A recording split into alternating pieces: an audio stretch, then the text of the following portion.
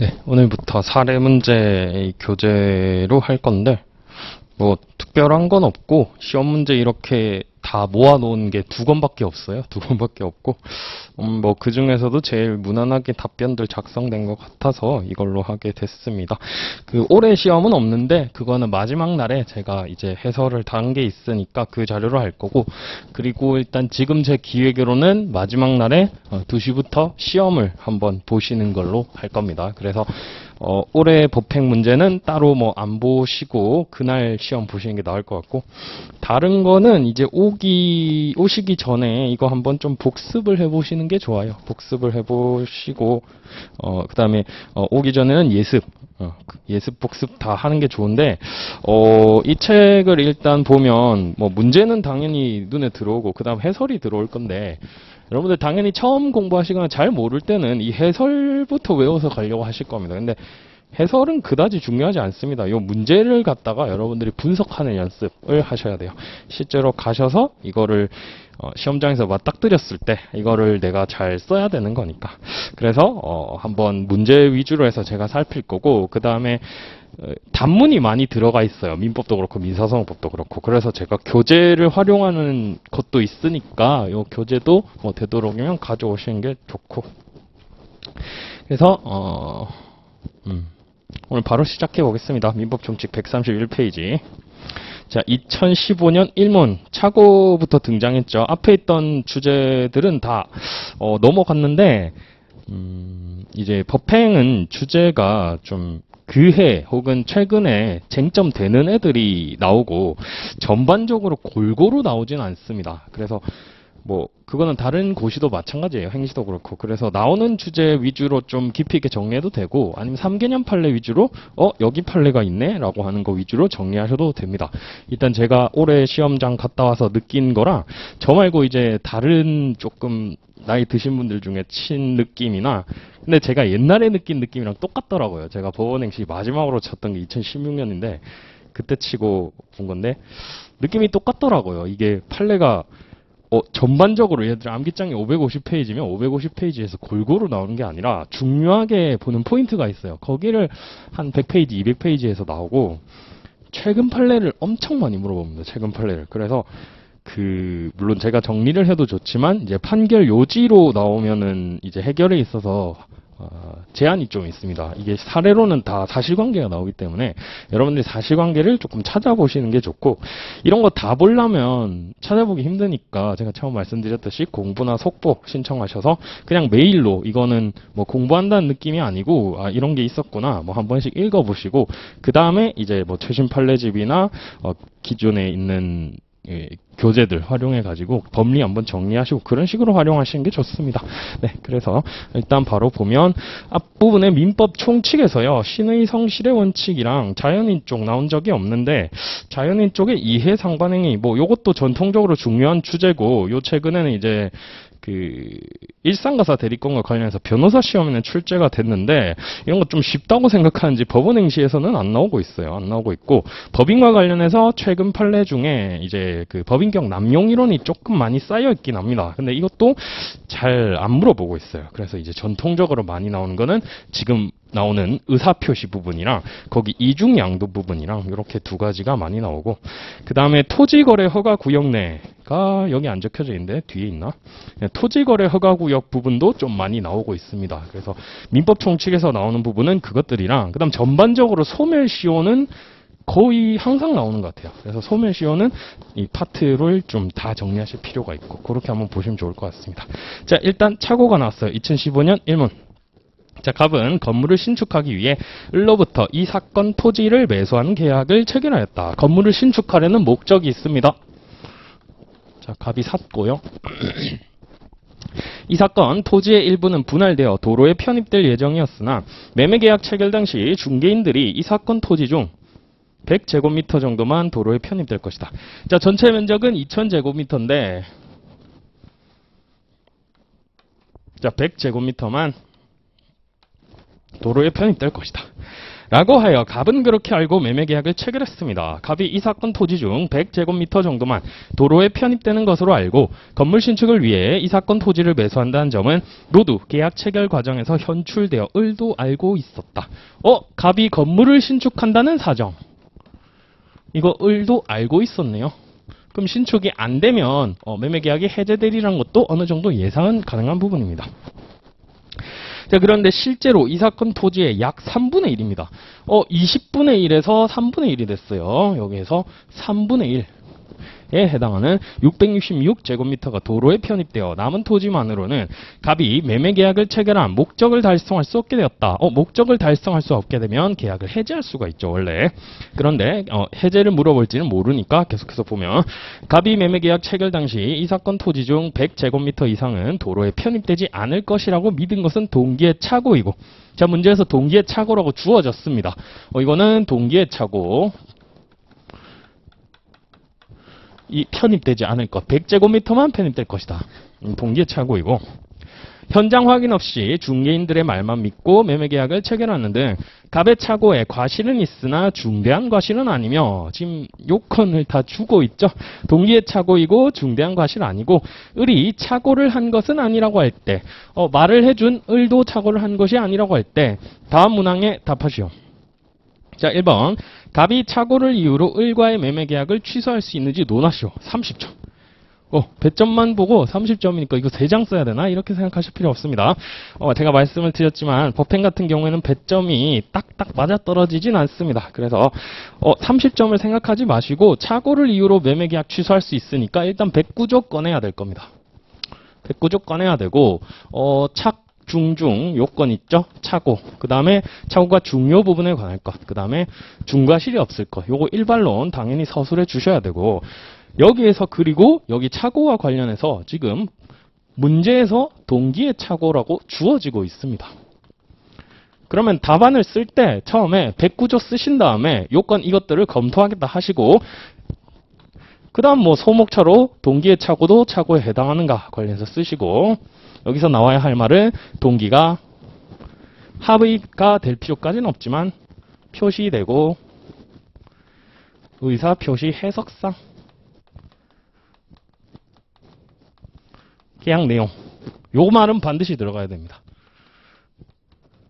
학설은 필요 없습니다. 학설은 필요 없는데 표시되고 의사 표시 해석상 계약 내용이 될 것, 요건 키워드라서 반드시 들어가야 됩니다. 판례 내용으로 쓰셔도 상관없습니다. 그 다음에 중요 부분, 요 중요하다는 부분에 대해서는 이중적 기준설이죠. 근데 이중적 기준설이라는 말은 사실 안 쓰셔도 되고, 이거를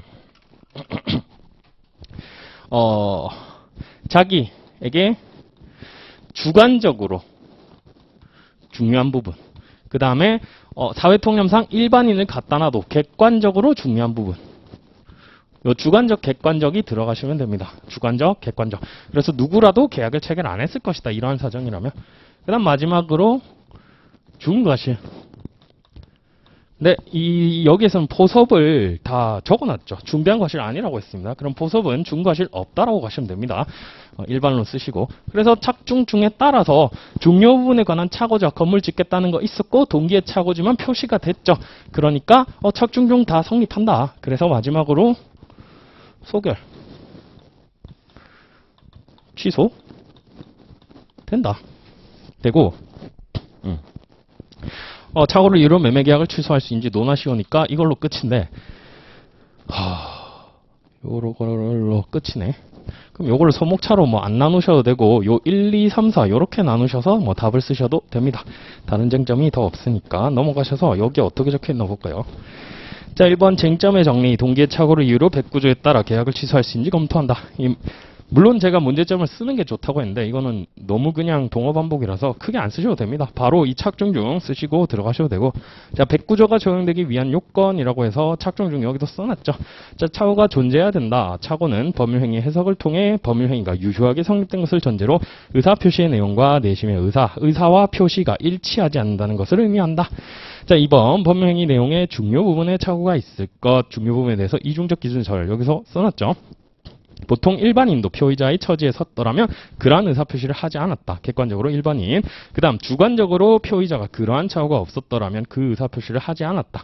이 두 가지. 그 다음 세 번째, 중대한 과실이 없을 것, 직업 등에 비추어 일반적으로 요구되는 주의를 현저히 결여하면 주의 의무가 중대한 과실이 있는 거. 근데 사안에서는 없다고 했으니까 이런 것들 다 판단하시면 되고요.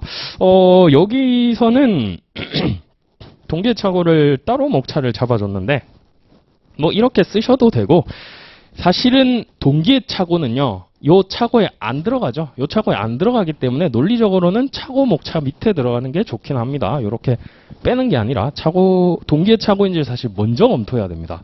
착오 문제가 아닌데 백구조를 쓰면은 사실 순서상은 맞지 않습니다. 어쨌든 여기에서 사안해 보시면 요거는 문제 가지고 포섭한 거예요.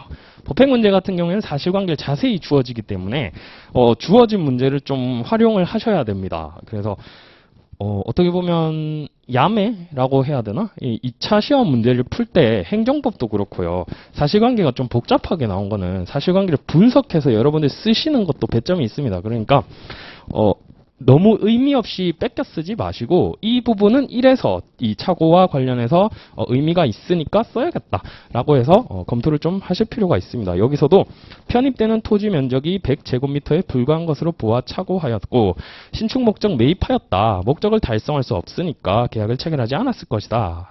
라는 것이고, 다 이제 포섭을 하는 게 동어 반복인 것 같은데 요 과정이 필요하기는 합니다.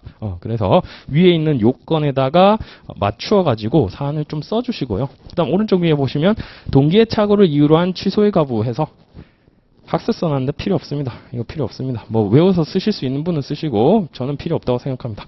2번 판례 제대로 쓰셔야겠죠. 자, 동기를 당의 의사표시의 내용으로 삼을 것을 표시한 경우 착오를 이유로 계약을 취소할 수 있다고 보아 기본적으로 동기표시설의 입장을 취하고 있다. 동기표시설 어쩌고 필요 없습니다. 이것만 들어가면 됩니다. 표시되고 해석상 계약 내용이 될 것. 그리고 굳이 합의할 필요가 없다는 것까지. 굳이 합의할 필요가 없다는 거. 요 뒤에 합의까지 이루어질 필요는 없다고 보는 입장이다. 여기도 다 들어가 있습니다. 자, 그러나 만약 동기가 상대방으로부터 제공되거나 유발된 경우에는 표시 여부를 묻지 않고 법령이 중요 부분을 인정하여 취소를 인정하고 있다. 이 뒤에 있는 거는 우리가 아는 판례를 갖다 일반론이죠. 이 사안에서는 사실 필요가 없는 겁니다. 그럼에도 불구하고 일반론 내가 아는 것 조금 뽐내고 싶다 하면 한두 문장 정도 더해 주셔도 무방합니다. 자, 검토 및 사안의 경우라고 되어 있는데 피의자의 이익과 상대방의 이익을 함께 고려하는 동기 표시설이 타당하다. 제일 간단하게 쓰면 이럴 거고요. 이거를 저 같으면은 이렇게 썼을 것 같아요. 물론 동기긴 한데 얘가 이거를 얘한테 알렸고 얘도 알면서 팔았잖아요. 알면서 팔았다는 사실관계에 착안해가지고 검토를 여기서는 학설을 제시했기 때문에 이 학설이 왜 선택되느냐를 써주셔야 되고, 여러분들이 사례 문제를 풀 때는 여기서 알렸으니까 동기라 하더라도 얘가 알고 있다. 따라서 취소할 수 있어야 된다. 이런 식으로 검토하셔도 무방합니다. 사안에 적용시켜가지고. 자, 그래서 동기의 착오를 백구조에서 제외하는 것은 상대방의 법적 지위가 불안정해지기 때문인데 사안의 경우에는 알고 했으니까 동기의 착오이고 취소권 인정할 수 있다. 그래서 결과적으로는 착오 취소된다라고 합니다. 제가 봤을 때는 조금 많이 썼습니다. 말들을. 아마 배점이 30점이라 가지고 이거 쓰신 분도 이걸 의도하고 좀 길게 쓰신 것 같아요. 그 다음에 2번으로 보시면 갑이 착오를 이유로 매매계약을 취소할 수 있다고 할 때, 자, 분명히 강문항은 독립된 사항이기 때문에요. 1번에서는 취소할 수 있는지 논하시오. 우리는 취소할 수 있다고 했고, 그 다음 2번에서는 얘는 무조건 취소를 할 수 있다라고 가정을 준 겁니다. 자, 그 전제하에 을이갑에게 매매계약의 취소로 인한 손해배상을 청구할 수 있는지, 그러면 우리는 손해배상 청구만 검토하시면 됩니다. 손해배상을 우리 하면 떠오르는 거는 일단 제일 먼저 체불, 그 다음에 불법행위 떠오를 겁니다. 요 두 개를 그러니까 목차 한 개, 두 개 써주시면 되는 것이고, 자, 체불에서는 이제 귀책 사유 등이 필요한데 여기서는 동기가 표시되었고 어떻게 보면 귀책 사유가 있는지 없는지 확실하지 않지만 체불 책임 묻기는 어려워 보이죠. 또한 착오를 이유로 취소했을 때 손해배상 책임을 물을 수 있느냐? 우리 판례들은 부정하고 있죠. 부정하고 있고 390조에 대해서 다룬 판례는 없습니다. 그래서 여기에 대해서는 체불 책임 물을 수 없다. 여러분들 자체적으로 견해를 쓰시면 되고 판례가 언급한 건 750조는 언급이 있습니다. 750조는 언급이 있고 고의 손인이죠. 그래서 이거는 법정 채권이기 때문에 이들 요건이 충족되면 인정될 수 있겠지만 일반적으로 착오 취소에 있어서는 역시 판례가 인정한 바는 없습니다. 착오 취소 가지고 위법성이 인정되지 않는다라고 했죠. 여기에 위법성이 없다고 했습니다. 위법성이. 자, 그 다음에 마지막으로 검토해 볼 수 있는 게 535조. 자, 이거는 왜 튀어나왔냐면 535조 책임의 확대 때문에 튀어나왔습니다. 제가 이거 535조 외원학 손선 이 채권 강론 부분에서 설명하면서 요 기출문제 표시되어 있을 겁니다. 535조 책임의 확대라고 해서 이 착오 취소에도 535조 조문을 유추 적용해 가지고 손해배상을 할 수 있느냐라는 게 나왔는데 안 된다라고 했었죠. 안 된다. 그래서 다 안 됩니다. 그래서 현행법상 착오를 이유로 취소한 것은 이 자신이 착오에 빠졌다는 걸 모르는 사람을 보호하기 위한 법 취지에 근거할 때 이 착오 취소하는 게 손해배상은 아니다. 손해배상할 것은 아니다. 요 취지만 잘 써주시면 됩니다. 자, 그래서 넘어가셔서 보면 자, 쟁점의 정리, 명문의 규정이 존재하지 않아 우리가 여러 가지 검토해 보겠다. 자, 착오를 이유로 의사표시가 취소되면 일단 소급적으로 무효가 되고 무효인 계약을 근거로 상대방은 취소자에게 채무불이행 책임을 추궁할 수는 없지만 여기서는 일단 390조 그냥 안 된다라고만 썼어요. 근데 목차 따로 빼셔서 쓰셔도 무방합니다. 아무 상관없습니다. 그 다음 535조랑 750조를 검토하겠다인데 넘어가셔서 경과실을 이유로 취소하는 경우 상대방에 대한 신뢰이익, 상대방이 이 계약이 유효하게 이행될 것임을 믿은 것에 대한 신뢰이익 배상 책임을 인정할지 여부인데요. 학설 외울 수 있으면 외우시고 안 쓰셔도 상관없습니다. 자, 판례도 나와 있는데 전문건설 공제조합이 경과실로 인해 착오에 빠져 발급하고 착오를 이유로 취소하자 상대방이 750조 불법행위를 이유로 한 손해배상을 청구한 사안에서 고의 것이 위법성이 요구되는데 위법하다고 볼 수 없어 불법행위에 의한 손배 책임의 성립을 부정하였다. 솔직히 저는 이 판례 몰랐는데 그냥 이 판례 번호도 안 나와 있죠. 그냥 이제 착오를 이유로 취소할 때 이 불법행위 고의 손인 쓰시고 750조 쓰시고 고의 손인 쓰시고 위법성이 없어서 인정되지 않는다. 이렇게 쓰셔도 무방합니다. 이 판례 개별적 판례 다 알고 있으면 당연히 좋겠지만 우린 다 알고 시험장에 들어갈 수가 없습니다. 그 다음 여기서는 535조랑 750조를 합쳐서 썼는데 535조 따로 쓰시고 여기서도 마찬가지로 위법하다고 볼 수 없어 물을 수 없다 이런 식으로 검토를 해주시면 되겠죠. 그래서 사안을 해결해 보시면 결과적으로 535조를 착오 취소의 경우에 유추 적용할 수 있다는 명문의 규정이 없고 위법성이 없어서 750조도 구성하지 않는다. 따라서 매매계약 취소로 인한 손배 책임 다 안 된답니다. 결론은 다 똑같을 겁니다. 어떻게 논리를 가져가느냐의 문제입니다. 별로 어려운 문제가 아니었는데 배점이 무려 50점이었습니다. 배점이 무려 50점이었어요. 그 다음에 2011년도 제3문. 다음과 같은 소송에서 그리고 이 산문 들어가기 전에 위에 보시면 대리 부분들이 있죠. 대리 부분에서 그나마 이제 표현 대리랑 126조 그다음 무권 대리 책임이 나올 수가 있는데 126조는 기넘정, 무권 대리 책임은 135조 가지고 꺼내 가지고 쓰시면 되는 거라서 크게 어려울 게 없죠. 대리권 남용도 107조 유추증설 그것만 떠올려 주시면 되고. 자, 그 다음에 나온 게 이제 토지거래 허가구역 내에 있는 토지입니다. 이것도 좀 옛날 문제라 가지고 요즘 스타일은 아닌데 50점 배점으로 출제가 됐고. 자, 을은 2009년 3월 10일 토지거래 허가구역 내에 있는 그 소유 A 토지에 관하여 각과 다음과 같은 매매계약을 체결하였다. 가 매매대금 6억 원, 대금 지급, 계약 체결, 현장에서 계약금 6천만 원을 지급함. 자, 날짜가 조금 안 나와 있으니까 계약금 지급 일자는요. 체결 현장이니까 이거 2009년 3월 10일 지급했습니다. 이런 것들 읽으면서 가피라고 하시면 나중에 문제 푸는데 조금 유리하겠죠. 그 다음 중도금 1억 4천만 원은 2009년 4월 10일에, 잔금 4억 원은 2009년 5월 10일에 각 지급하기로 하였다. 계약 체결 즉시 쌍방은 토지거래 허가 신청 절차에 적극 협력하여 신속히 토지거래를 받을 수 있도록 한다.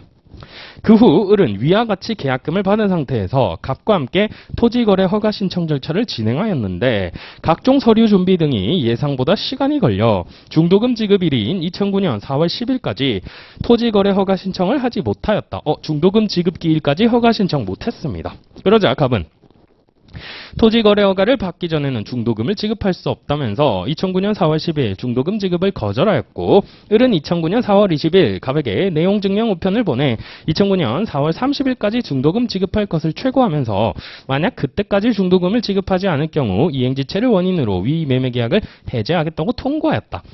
해제하겠다고 했는데 거래 허가 받기 전에는 해제 못하죠. 해제 못한다고 했으니까 이거 의미 없는 건데 라고 생각하시면서 다음을 계속 보면 그러나 갑은 토지거래 허가를 받을 수 있는지부터 확인해야 한다면서 2009년 4월 30일에도 중도금을 지급하지 않았고 을은 2009년 5월 4일 결국 갑에게 중도금 지급 이행지체를 원인으로 매매계약을 해제한다고 통고하였다 하고 옆에 여백이 조금 있는데 이거 효력 없죠. 해제한다는 거 효력 없죠. 해제할 수가 없으니까 계약금 해제만 가능하다고 했죠.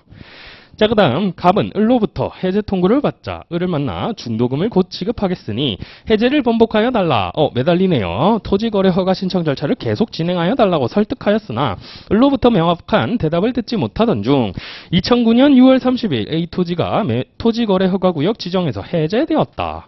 그러면 여기 2009년 요 밑에는 하나 써야 되겠죠. 해제되었으니까 매매는 이때부터는 유효하게 됩니다. 위에 있는 해제 통고라든지 이런 게 나는 절대로 이행하지 않을 거야 라는 의사의 표시로 볼 수 있지 않을까요? 라고 검토하실 수가 있는데 그것들은 여러분들의 가치 판단 문제고요. 일반적으로 완전한 이행 거절로는 안 보여서 이때 일단 해제됐을 때 매매 계약은 유효하게 되겠죠. 잠탈하려는 목적도 안 보입니다. 자, 그러나 을은 2009년 7월 1일 다음날 바로네요. A 토지를 병에게 6억 3천만 원에 팔아버리고 2009년 7월 15일 병 앞으로 소유권 등기까지 맞춰주었다. 그 사실을 알게 된 갑은 을을 상대로 소를 제기하여 위 매매 계약이 을의 귀책 사유로 이행불능이 되었음을 이유로 위 매매 계약에 관하여 해제 의사표시를 하고 자, 여기까지 보면 우리가 먼저 생각해야 될 거는 지정구역 해제로 이제 매매가 유효하게 됐습니다. 그런데 다른 사람에게 팔아버렸어요. 자, 이중매도죠. 이중매매인데 여기 보니까 배임행위 적극 가담하는 사정 같은 거는 안 보이죠. 배임행위 적극 가담 사정은 안 보이고 그러면 매도한 거 이 친구 먹었고요. 이때 이행 불능이 되겠죠. 이행 불능이 됐으니까 이행 불능으로 인한 해제는 있죠. 해제 가능하겠네. 여기까지 떠올려 주시고 이게 읽으면서 다 떠올려 주셔야 되는 것들입니다. 자, 해제 의사표시를 하고 을에 대하여 계약금 6천만 원에 반환. 일단 줬던 거죠. 계약금은 줬던 거니까 줬던 거 내놓고 자, 계약금 상당의 손해배상금 6천만 원. 자, 손해배상액이 얼마인지 지금 우리 읽었던 것에는 나오지 않습니다. 근데 정황상 계약금이랑 똑같은 액수를 요구한 걸로 보아서 계약금을 줬으니까 2배를 토해내라 이거죠. 계약금 해제 같이 주장을 하고 있습니다. 근데 여기서 또 나오는 쟁점. 요게 계약금 해제인데 일단은 이 친구가 계약금 해제를 한다라는 말은 없기는 한데 계약금을 2배를 달라고 하는 걸로 봐서 이거 달라고 하는 것 같긴 한데 여기서 추가되어야 될 게 2배를 보통 돌려주는 것은 이거는 위약 특약이 있을 때 위약 특약이 있어야 계약을 어겼을 때 이 2배를 계약금을 그대로 주겠다. 이 특약이 있어야 됩니다. 그래야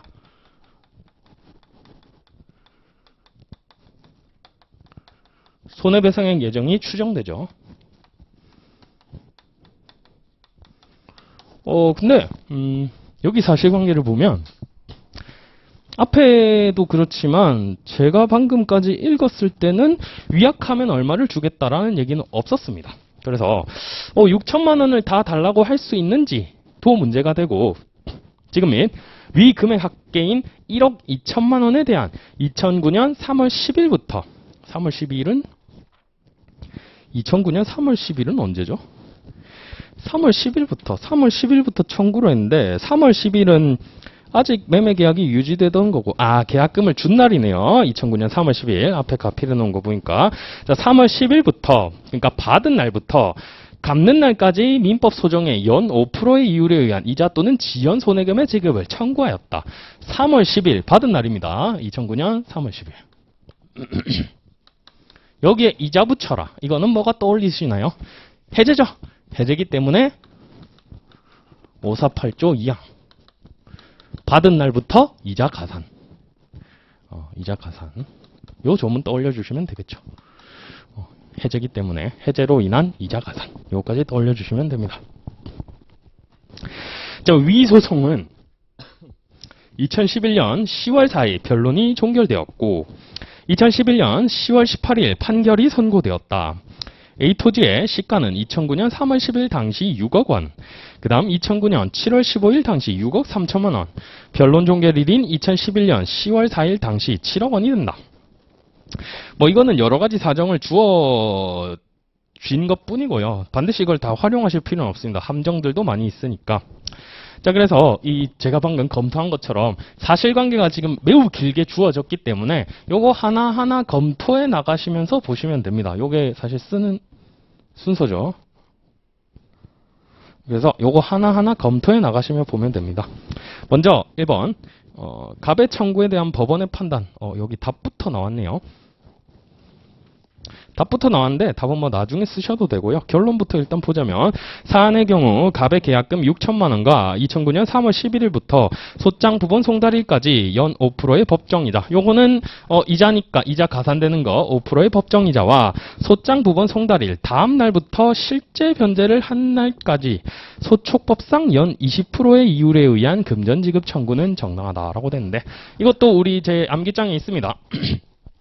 이 이자가 가산되긴 하는데 이자가 가산되는 것을 청구하는 시점에서는 소촉법이 적용되지 않고 그 이후, 즉 소장 부분을 받은 다음 날부터는 소촉법이 적용된다라고 했었죠. 그래서 그 부분 떠올려 주시면 되고, 소촉법을 보통은 요즘 문제들은 소촉법은 고려하지 아니함 주어지기도 하는데 말이 없으면은 이것도 좀 검토를 할 필요는 있습니다. 좀 굉장히 불친절한 문제입니다. 계속 나오겠지만 법행에 좀 불친절한 게 많아요. 그리고 지금 소촉법이 연 12%인데요. 지금도 답은 이거 20% 맞습니다. 왜냐하면 경과 규정을 두고 있습니다. 물론 이런 식으로 문제는 안 나오겠죠, 올해는. 자, 그래서 다음에 보면 갑의 청구에 대한 판단인데 처음부터 제가 말한 순서대로 아마 돼 있을 겁니다. 먼저 갑과 을 간 계약의 효력인데요. 토지거래 허가구역 내에 있는 토지에 관하여 허가받을 것을 전제로 체결된 토지거래 계약의 경우 허가를 받기 전에는 유동적 무효 상태에 있으니까 물권적 효력은 물론 채권적 효력도 발생하지 않는다. 또 거래허가 잠탈 의도가 없으니까 처음에는 유동적 무효 상태에 있었다. 이렇게 검토를 하셔도 되고, 아니면은 처음에 이 매매를 해제한 게 유효하냐, 이걸로 검토 시작하셔도 됩니다. 왜냐하면 일단 쟁점이 되는 시작은 저 지정해제가 유효한가, 지정해제 이후에 매매가 유효하게 됐나, 앞서 한 이 친구의 매매계약 해제가 정당한가, 이게 사실 쟁점이기 때문에 거기 중점을 두셔서 쓰셔도 됩니다. 자, 그 다음 2번인데요. 유동적 무효 상태에서의 법률관계. 이거는 일반론은 다 썼네요. 어쨌든 계약상 이행 청구는 아무것도 안 되고 요거는 들어가야겠죠. 채무불이행으로 인한 해제가 안 됩니다. 그래서 본지에 따른 채무불이행을 이유로 하여 계약을 해제할 수 없다. 다만 이후 허가를 받은 다음 이행 제공을 하면서 대금 지급 최고하고 이행하지 않은 경우 이행지체에 빠지게 되므로 그때부터는 매매계약을 해제할 수 있다. 이거는 약간 외워서 쓴 일반론적인 부분이 큰데 제가 봤을 때는 쟁점 위주로 쓰시는 게 조금 더 좋을 것 같아요. 지정해제가 되기 전에는 매매계약을 해제할 수 없다. 거기에 좀 중점을 둬서 쓰시고, 그래서 사안의 경우 여기는 제가 말씀드린 내용이 그대로 다 들어가 있습니다. 자, 허가를 받기 전에 유동적 무효 상태에 있으니까 이행 청구 못한다. 선이행이 약정되어 있었더라도 선이행 의무가 없으니까 계약 해제 안 된다. 따라서 사안의 경우 매매계약 해제 통고한 것으로 중도금 지급 의무 발생한다고 볼 수 없어. 의뢰 계약 해제는 인정할 수 없다. 자, 이 네 번째 줄, 의뢰 계약 해제는 인정할 수 없다. 요 답을 꺼내려고 지금까지 쟁점 다 본 거죠. 또한 A 토지가 해제된 2009년 6월 30일 이후에 상당 기간을 정하여 중도금 지급을 최고한 사정이 보이지 않으므로 이행지체를 이유로 한 의뢰 해제권 행사에 의하여 매매계약이 해제되었다고 볼 수는 없다. 뒤에 있는 거는 약간 가정에서 쓴 거죠. 뭐 해제고 뭐고 뒤에는 사정이 없으니까 여러분들은 그냥 바로 저기 밑에 이행불능으로 넘어가셔도 상관없습니다. 3번 토지거래계약이 확정적으로 유효로 전환되는지 여부인데요. 지정에서 해제됐으니까 그때부터는 확정적으로 유효하게 되겠죠. 뭐 블라블라 말이 많은데 마지막에서 한 줄 위에 2009년 6월 30일 토지거래 허가구역 지정에서 해제되었으므로 토지거래계약을 소급하여 확정적으로 유효한 게 된다. 요 말이 확실히 들어가 있으면 됩니다. 그 다음 4번 을과 병간 매매계약이 유효한지, 자 이제 이중매매가 유효한지 여부를 검토하시면 됩니다. 자 판례는 부동산 이중매매가 반사회적 법률행위로서 무효가 되기 위하여 매도인의 배임행위에 매수인이 적극 가담해야 하는 바, 그 적극 가담하는 행위는 매수인이 매매 목적물이 다른 사람에게 매도된 사실을 안 것만으로는 부족하고 적어도 그 매도 사실을 알고도 요청하여 매매계약에 이르는 정도가 되어야 된다. 배임행위 적극 가담 법리만 잘 써주시면 되고, 여기 판례는 예외 판례부터 나왔는데 원칙부터 쓰시면 더 좋겠죠. 이중 매매도 채권 계약이기 때문에 일단 유효하다는 거고 예외적으로 배임 행위 가담이 무효가 되는 거죠. 그러니까 여기서는 원칙으로 가야 되기 때문에 이중 매매도 유효하다부터 가시면 되겠죠. 자 어쨌든 나의 순서는 다르지만 나와 있습니다. 자 이러한 상황에서 매도인인 을이 제3자인 병과 매매계약 및 소유권 이전 등기는 계약 자유의 원칙상 유효하다. 뭐 다 나오긴 했는데 네, 아무튼 계약 자유의 원칙, 요게 원칙으로 먼저 나오고 예외로 갑원이 나오면 조금 더 좋겠죠. 자, 그다음 5번 갑의 해제의 의사 표시가 적법한지와 손해배상 청구에 대한 판단, 이렇게 조금 포괄적으로 써놨는데 해제니까 여기 뭐 이행 불능에 따른 해제 가부 이런 식으로 목차를 바꾸셔도 상관없겠죠. 자, 그리고 자 이거 써야 되는 건 맞죠. 위약금 성질 저도 언급은 한 건 맞는데. 약간 이렇게 틀이 없이 나오게 되면 여러분들이야 사실 공부를 해서 여러분을 논리를 찾아가시면 되고 이거를 외워서 그대로 이렇게 가져가야겠다 하시는 건 저는 개인적으로 위험하다고 봐요. 왜냐하면 이거랑 똑같은 문제가 나오지도 않고 여기서 문제 조금만 변형해도요 못 풉니다. 이렇게 외워서 하면. 그래서 이행불능 해제 요 546조 가지고 시작하세요. 546조 가지고 이행불능에 따른 해제 요건 검토하시면 되고, 이행불능 됐죠. 지금 제3자한테 넘어갔으니까 이행불능 됐습니다. 그러니까 해제할 수 있다. 해제할 수 있는데 지금 이 친구가 해제를 주장하는 게 맞는지 라고 하면서 계약금의 2배를 달라고 하고 있다. 사안을 보니까 계약금 해제는 아닌 것 같은데 계약금을 손해배상액으로서 달라고 하고 있네. 근데 위약금 특약이 없다. 그래서 요 순서대로 가시는 게 저는 더 좋아 보이긴 하는데 그거는 이제 여러분들 판단입니다. 문제 분석하셔가지고 어쨌든 위약금부터 튀어나왔어요. 갑자기. 특약이 없는 이상 해제되었다 하더라도 계약 불이행으로 입은 실제 손해만을 배상받을 수 있을 뿐 계약금이 위약금으로서 상대방에게 당연히 귀속되는 건 아니다. 그래서 위약금 특약이 있어야 된다라는 내용을 쓰시면 되겠죠. 그 다음 뒤에 해제의 적법 여부가 나오죠.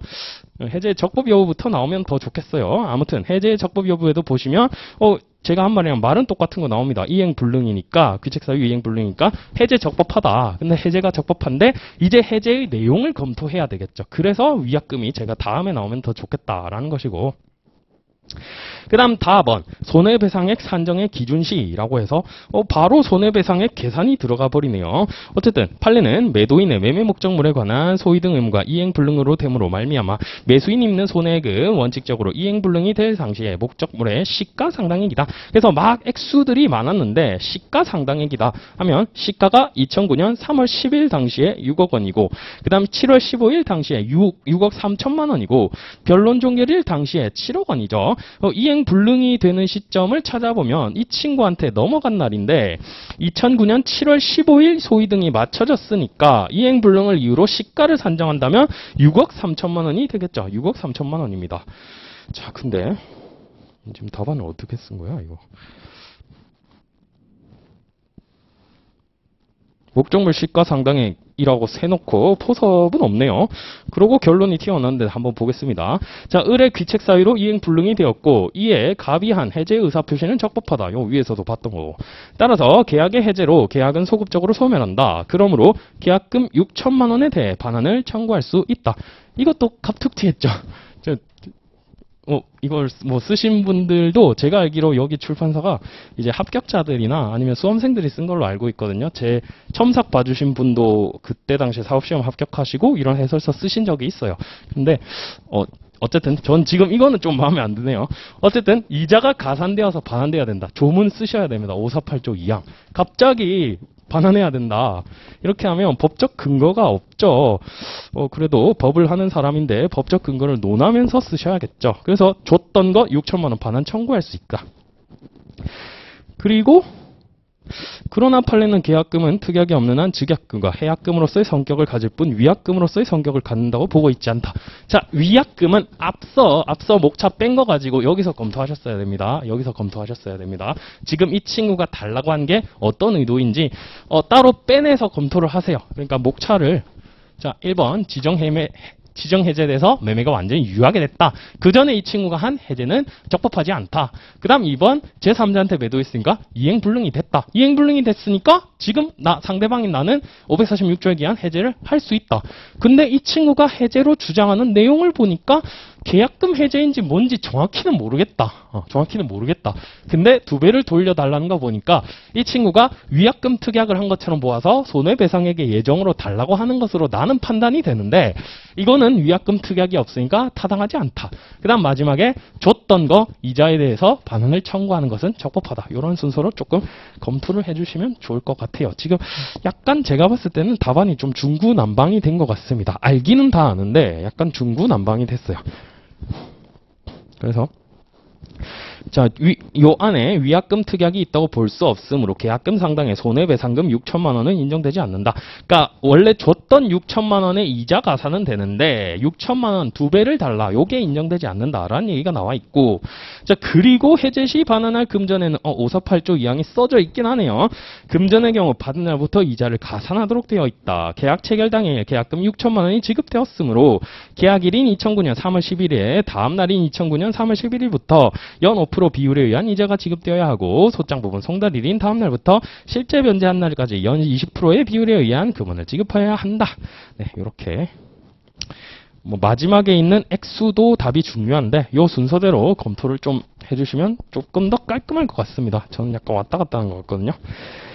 그리고 여기 현행법은 연 15%로 개정되었으나라고 되어 있는데 2019년도부터 12%로 바뀌었죠. 또 23년도 거니까 이거 아마 옛날에 쓴 답안을 그대로 넣어 놓은 것 같은데 지금은 또 12%입니다.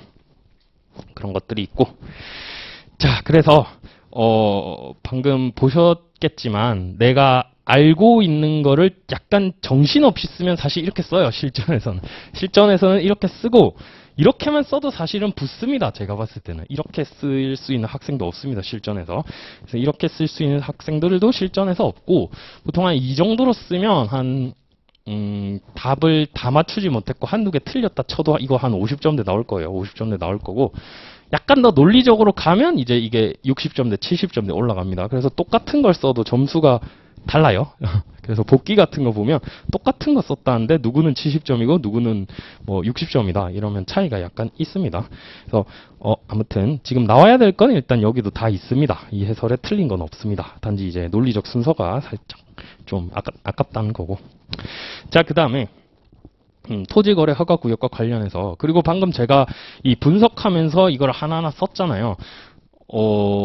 답이 중요하지 않다고 한 게 답 순서는 어차피 여러분들 다 알아요. 546조 공부했으면 알 거고 계약금 해제 모를 리가 없습니다. 이거 변호사 시험에도 많이 나왔고 행시에도 맨날 나오는 거고 사법 시험에도 정말 많이 나온 거거든요. 그러니까 모르는 게 없거든요. 이것도 판례 하나 가지고 물어보는 거고. 그러니까 결과적으로 우리가 할 거는 문제 분석이에요.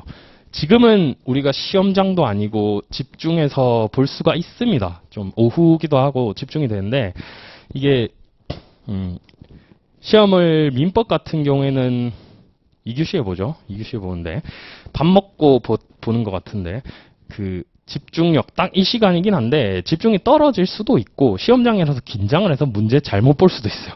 그래서 지금 제가 굉장히 스무스하게 읽었는데 여러분들이 나중에 시험 딱 직전에 해야 되는 게 이겁니다. 여러분들이 그냥 이 문제를 보고 한 줄 한 줄 분석하는 방법. 그 다음에 가셔서 읽을 때에도 잘못 읽지 말 것. 이게 1차 시험도 보신 분들 알겠지만 아예 택도 없이 떨어지는 건 공부를 안 해서 떨어지는 거고 1차 시험 많이 떨어지는 이유는요. 문제를 잘못 읽어서 떨어집니다. 문제 잘못 읽어서. 내가 아는 건데 글자 하나 잘못 봤네. 문장 하나 잘못 봤네. 이래서 떨어지거든요. 몰라서 떨어졌으면 그건 그냥 공부가 부족한 거라서 하면 되는데 이게 진짜 중요합니다. 제 친구들도 전부 다 이제 사업시험 오래 쳤지만 다 잘못 봐서 틀렸어요. 그래서 모르고는 잘 안 틀립니다. 공부 열심히 했으면. 그래서 이런 것들 분석 차근차근 해 나가시고 그 다음에 소멸시효가 나오는데 뭐 기한 유예 요청, 소멸시효 중단 어쩌고 저쩌고 나오는데 소멸시효 파트는 그냥 다 보세요. 다 보세요. 소멸시효는 암기장인 거 다 보세요. 소멸시효는 올해도 출제가 됐고 제가 이거 교재 미리 보면서 보니까 예전에도 출제가 계속 반복되니까 소멸시효는 그냥 받으세요. 그냥 포괄적으로 다 나옵니다. 자, 2022년 작년 거네요. 자, 갑은 자신의 내연 여인 을에게 10억 원짜리 자기합수표, 갑의 신분증 및 도장을 교부해 주면서 자신을 대리하여 병은행에 갑 명의의 예금 계좌를 개설하고 예금 계좌 개설이 나왔습니다. 그럼 먼저 퍼뜩 떠오르는 거는 돈을 주고 나 예금 계약 체결할래요 라고 하면 예금 은행원이 뭐 어디 수기하던가 이게 아니라 돈만 받아서 확인하면 예금 계약이 체결한다 라는 것만 떠올려 주시면 되겠고 그 계좌에 위 자기합수표를 입금해 줄 것을 요청하였다. 을은 2011년 1월 3일 병은행에 갑 명의 계좌를 개설하여 자기합수표를 입금한 다음 병은행 직원에게 통장 분실 신고를 하여 통장을 재발급받아 최초 발급된 통장만 갑에게 교부하고 갑의 도장이 날인된 예탁금 지급 청구서를 위조하여 재발급된 통장과 함께 병의 직원에게 제시하는 방법으로. 근데 사정이 조금 이상합니다. 2011년 1월 3일 계좌를 개설했고 입금했고 통장 분실 신고 날짜가 안 나오긴 하는데 거의 바로 한 것 같죠. 통장을 재발급받아 최초 발급된 통장만 교부하고 갑의 도장이 나른된 예탁금 지급 청구서를 위조하여 재발급된 통장과 함께 병의 직원에게 제시하는 방법으로 2011년 1월 4일부터 날짜가 나오는데 2011년 1월 3일 계좌를 개설했는데 다음 날부터 통장 잃어버렸어요 하는 겁니다. 좀 이상하죠. 그리고 2011년 1월 14일까지 4회에 걸쳐 10억 원을 전부 인출하였다. 뒤늦게 위 사실을 알게 된 갑은 2018년 한참 늦게 알았네요. 7년 뒤에 4월 9일 병을 상대로 병은 갑에게 여전히 위 계좌에 입금되었던 10억 원을 반환할 의무가 있다고 주장하면서 예금 반환 청구해소를 제기하였다. 예금 반환 청구해소입니다. 청구 원인 사실을 생각해 볼게요. 예금 계약이 체결된 사실. 1을 가지고 있어야겠죠. 예금 계약이 체결된 사실. 그럼 우리가 아까 떠올려 보면 처음에 생각한 대로 돈을 받아서 확인하면 예금 계약은 성립했습니다. 그러면 예금 계약에 기해서 반환 청구를 할 수 있는데 이제 소멸시효를 고려해 보셔야 되는데 2011년 1월 3일 계좌를 개설했고 2018년 4월 9일 7년 뒤입니다. 일반 채권이면 7년짜리가 맞는데 지금 상대가 은행이죠. 자, 은행이 등장하면 상사시효입니다. 은행이 등장하면 상사시효입니다. 그래서 법원 행시에 제가 상법도 계속 나온다고 해서 유치권 부분도 계속 말씀을 드린 겁니다. 상사시효입니다. 그래서 5년짜리입니다. 일단 그걸 떠올려 주시고 자, 2번 병은 위 소송에서 소재기 당시 갑의 예금 반환 채권에 소멸시효 얘기가 나오죠. 도가 되었다고 주장하였다. 이에 대하여 갑은 병은행에 개설된 갑 명의의 다른 계좌에 입금된 예금에 대하여 병이 이자를 지급하였음. 자, 이것도 잘 읽어보셔야 되는데 다른 계좌에 입금된 예금으로 기존 계좌에 있던 뭐 이자나 이런 걸 냈다는 게 아니고 그냥 다른 계좌에 입금된 예금에 대해서 이자를 지급받았다 라고 해서 소멸시효가 중단됐다라는 건데 통장들은 개별적으로 판단해야겠죠. 서로 연관이 없습니다. 여러분도 뭐 월급 통장이라든지 개인 통장 따로 만들어 둘 수 있듯이 서로 연관이 없습니다. 계좌는. 자, 그래서 다른 계좌에서 병이 이자를 지급한 것만으로 소멸시효가 중단되지 않겠죠. 일단 이 주장은 부당하고요. 또 병의 소멸시효 주장은 신의 성실의 원칙 위반 내지 권리 남용에 해당한다고도 주장하였다. 자, 소멸시효 주장이 신의 성실의 원칙이 위반된다. 제가 공식 있었죠. 불장신부 말씀드린 적이 있습니다. 불장신부. 이 소멸시효 부분에서 소멸시효 주장이 신의 성실의 원칙에 반한지 여부 검토할 때 리딩 판례 하나 있었죠. 불장신부. 그거 써주셔야 됩니다. 그래서 권리 남용에 해당한다고 주장하였다. 근데 여기서 소멸시효 주장 자체가 권리 남용이 되는 사정은 보이지 않는 것 같죠. 그래서 다 주장은 타당하지 않게 됩니다.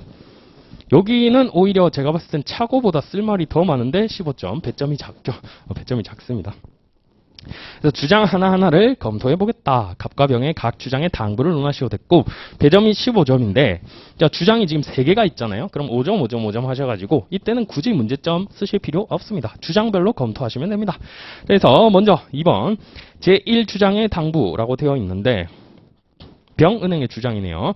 병은행의 주장. 자, 설문의 예금 채권은 상사 소멸시효가 적용되며 기산일인 예금일인 2011년 1월 3일이며 갑은 그로부터 5년이 지난 2018년 4월 9일 현재 반환을 청구하고 있으니까 소멸시효가 완성되었다는 병은행의 주장은 타당하다.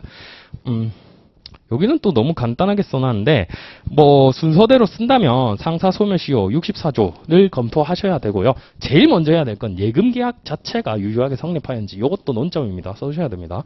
예금계약 자체가 유효하게 성립하는지 여기 지금 안 들어가 있는데 그것부터 쓰셔야 돼요. 지금 청구를 했기 때문에 청구 원인 사실을 항상 먼저 떠올리셔야 됩니다. 그래서 예금계약이 유효한지도 논점입니다. 이거는.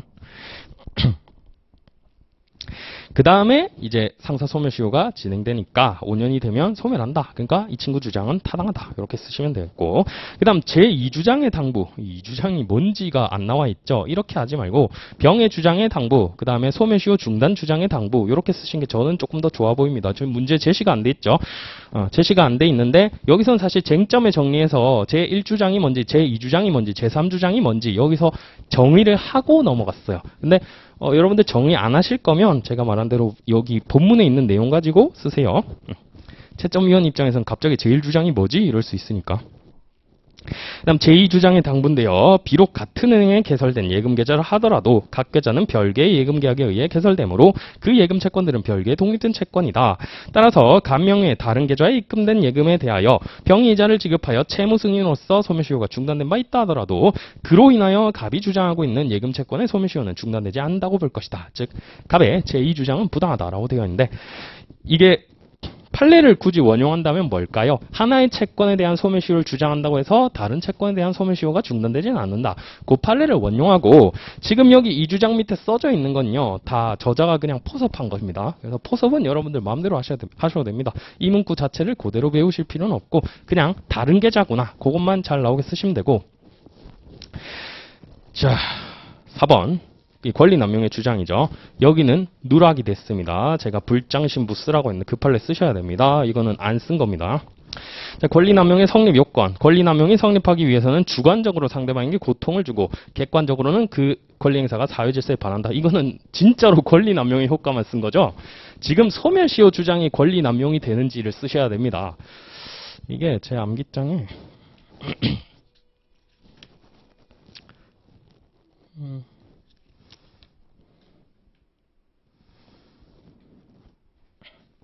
암기장 133페이지에 있습니다. 저도 이거 기출 표시를 안 해놨는데 의 및 요건에 보시면 소멸시효의 기한, 항변권 행사가 신의칙 위반, 권리남용에 해당하려면 해서 제가 넣어놓은 거 있죠. 1번, 2번, 3번, 4번 외워서 써야 된다고 했습니다. 채권자의 권리 행사나 시효 중단을 불가능 또는 현저히 곤란하게 하였거나 불필요하다고 믿게 하는 행동을 했거나 혹은 객관적으로 장애 사유가 있었거나 채무자가 시효를 원용하지 아니할 것 같은 태도를 보여 신뢰를 하게 하였거나 그 다음 마지막으로 채권자 보호의 필요성이 크고 채무이행 거절을 인정함이 현저히 부당하거나 이거를 써주셔야 됩니다. 요게 들어가야 됩니다. 지금 이게 누락되었습니다. 써주셔야 돼요. 그래서 요거 써주시고 여기서는 다른 사정이 보이지 않으니까 권리남용에 해당하지 않는다. 뭐 답은 똑같은데 일반론을 쓰는 문제였죠. 그래서 일반론 써주셔야 됩니다. 그리고 제 기억에 2018년도 이게 살짝 길었던 것 같으니까 2018년도 거는 10분 정도 쉬었다가 보도록 하겠습니다. 10분 정도 쉬었다가 보도록 하겠고 그 133페이지에는 22년도 법행 기출이라고 표시해가지고 또 공부를 좀 해주시는 게 좋을 것 같네요. 네, 10분 정도 쉬었다가 보겠습니다.